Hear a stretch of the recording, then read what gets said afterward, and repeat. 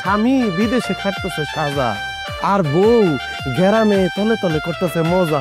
সাধারণ একটি ঘটনা গুজবের কারণে কতটা ভয়াবহ রূপ নিতে পারে তা নিয়ে নির্মিত হয়েছে একক নাটক গুজববাজ।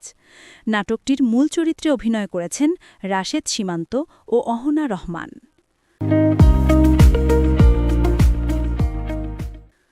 শহর থেকে গ্রাম, গুজবের ছায়া যেন সর্বত্রই বিস্তৃত। কারো স্বার্থ সিদ্ধির জন্য শুরু হয় গুজব রটনা, কিন্তু শেষমেশ সেই গুজবের শিকার হয় তারা নিজেরাই। এই বাস্তবতাকেই নাটকীয়ভাবে উপস্থাপন করা হয়েছে নাটকটির গল্পে।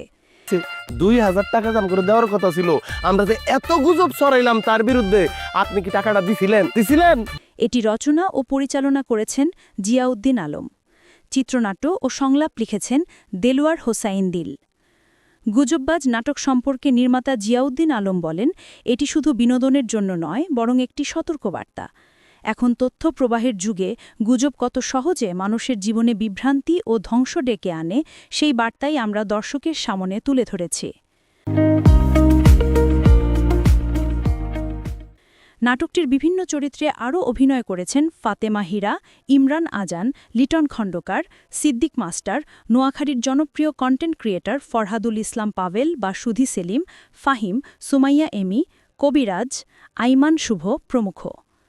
নাটকটি প্রযোজনা করেছেন মোহাম্মদ মাসুদুর রহমান আদিত, আর গোল্ডমার্ক পপসের ব্যানারে নির্মিত এই নাটকটি সম্প্রতি ড্রিম আই ইউটিউব চ্যানেলে মুক্তি পেয়েছে।